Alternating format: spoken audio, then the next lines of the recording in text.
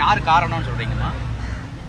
சந்துரு, அவங்க அப்பா பேர் சுரேஷ், அவங்க அம்மா பேர் கனிமொழி. அவங்க வந்து டிஎம்கேல வந்து மகளிர் அணி செயலாளராக இருக்காங்க. இந்த பையனோட தாத்தா பேர் தனசேகர், கே தனசேகர், கே நகர் தனசேகர்னா எல்லாருக்கும் தெரியும். அவங்க வந்து திமுகவில் பொதுக்குழு உறுப்பினராக இருக்கார், கார்பரேஷனில் சேர்மனாக இருக்காங்க. அந்த பையன், என் பையனுக்கும் அவனுக்கும் எந்த பிரச்சனையும் இல்லை.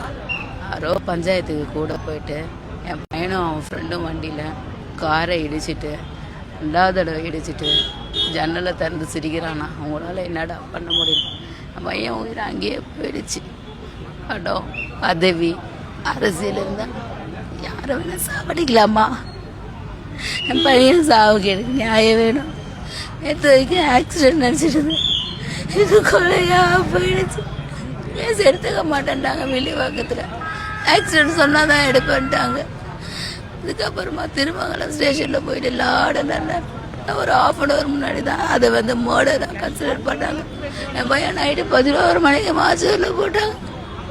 வரைக்கும் என் குழந்தை அங்கே தான் கிடக்குது. நான் என்ன சார் சொல்கிறது? பையன் சாவுக்கு நியாயம் வேணும். கொலை பண்ணவங்கள அரெஸ்ட் பண்ண நைக்கில் கேட்டு டிஆர்பிக்காக ஏற்றாதீங்க. வீரை குத்துட்டு உட்காந்து அடுத்த குழந்தைய மாறி குத்துட்டு உட்காந்துருக்கேன் சார்.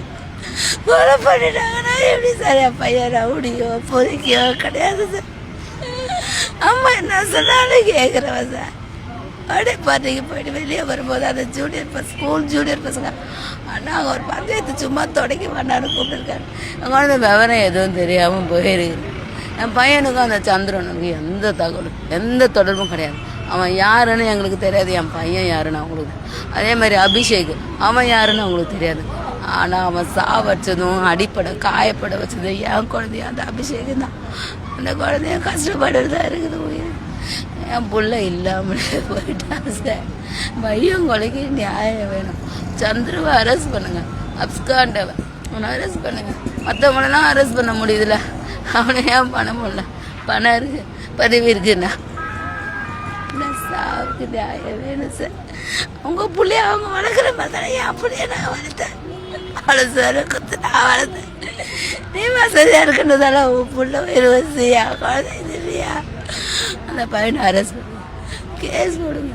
என் பையன் சாவுக்கு எனக்கு நியாயம் வேணும், நியாயம் வேணும் சார்.